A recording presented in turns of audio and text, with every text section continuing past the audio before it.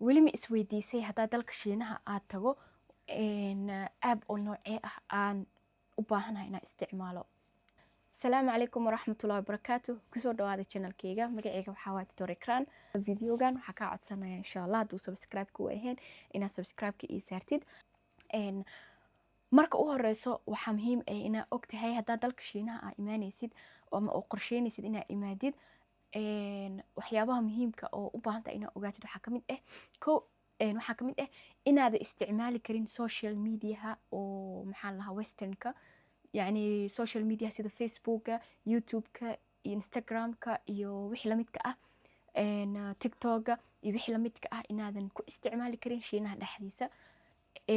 marka saa aabkaas u isticmaashid oo la xiriirtid family-gaaga iyo asxaabtaadii ula socotidna waxa ka dhacaya caalamka maxaa u baahan tahay. sidoo kaleeto dalka Shiinaha markaa soo gashid waxaa muhiim ah inaad ogtahay inuusan ka shaqeyneynin maababka oo lagu isticmaalo caalamka kale oo aad u baahan tahay inaad haysatid maab ayaga qaas u ah oo ku hagaayo iyo marka lacagta la bixinayo cash laguma bixiyo meeshan. sidoo kaleeto marka waxaasoo dhan isku dardar maxaa u baahan tahay inaad ogaatid markaa imaanaysid dalka Shiinaha. waxa u horeeya waxaa waaye ii sheeg inaad VPN aad furatid. VPN waxaa la dhahaa VPN waxaa waaye app application oo kaa caawinayo inaad isticmaali kartid social media sida YouTube, Facebook, Instagram iyo wixii la midka ah.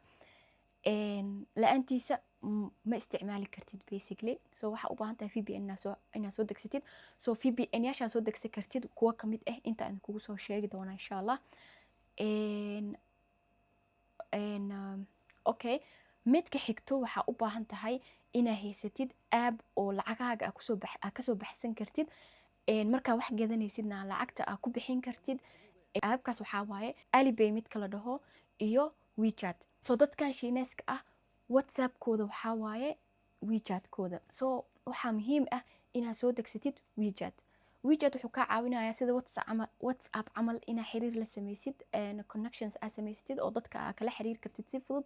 sidoo kaleeto wuxuu kaa caawinayaa inaad lacag aad bixin kartid, inaad diyaarad aad jaran kartid wadanka dhexdiisa, yani wadanka Shiinaha dhexdiisa hadaa rabtid inaad ku travel gareysid inaad trainka jaran kartid ama hotel diyaarad aad ka jaran kartid ama hotelba aad ku kireysan kartid, baabuur inaad ku wacan kartid.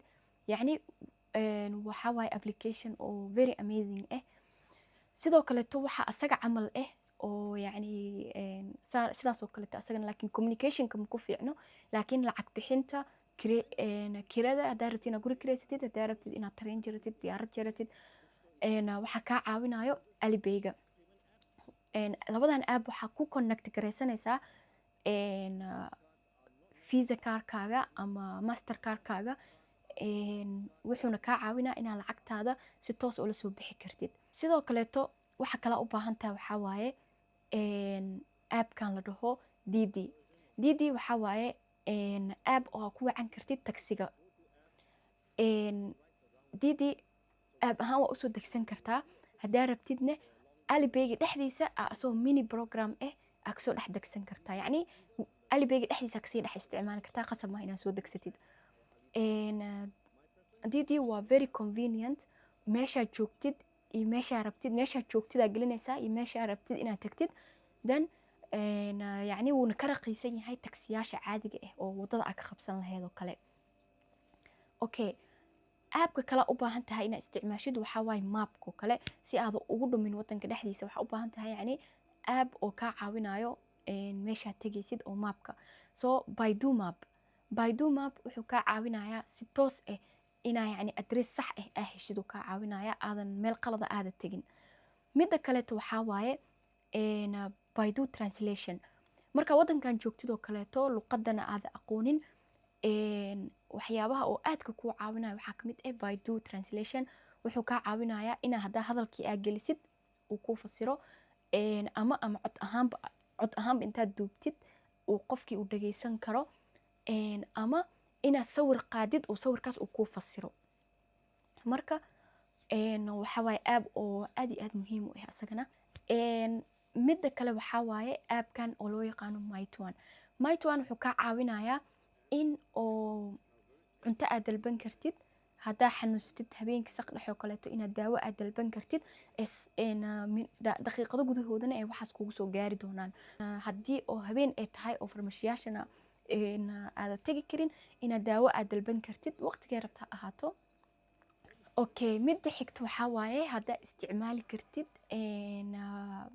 baaskiil oo kaleeto. Haddaa rabtid inaad baaskiil ku kaxaysid xaafada agtiisa ama rabtid inaa mooto oo mootadan oo elektrooniga ah. Marka waddanka Shiinaha wuxuu ku fiican yahay haddaa xitaa aadan rabin inaa meel fog aada aadin oo yacni taksi aada dalbanin waxaa samayn kartaa waxaa jiro baaskiil aad kiraysan kartid mooto oo elektroonig yar oo aad kiraysan kartid labadaba yacni meel kasta yaalaan. Hello app la dhahaa jiro. Aabkaas wuxuu kaa caawinayaa inaa furatid xitaa Alipay ah idin sheegay dhexdiisa waa kasii dhex furan kartaa oo mini program ahaan ugu dhex jira.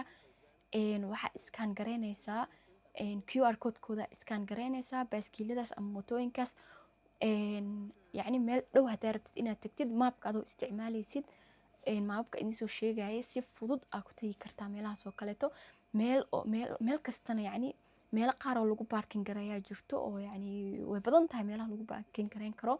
meeshaasaad tegaysaa waa xiraysaa marka lacag badanna ma ahan wax badanna ma kaa qaadanayo waana very convenient haddaa rabtid inaad meel fog aada aadin oo yacni baaskiil iska wadatid ama mooteera iska wadatid. insha Allah aababkaas idin sheegaya dhan sawiraantooda xaggana idin soo gelin doonaa. waxaan rajeynayaa insha Allah inaa yacni aa ka faa'iidaysateen. waxaa isku arki doonaa bandhiga ganacsiga ee Canton Fair insha Allah. waxaa idin rajeynayaa khayr badan. mac salaama.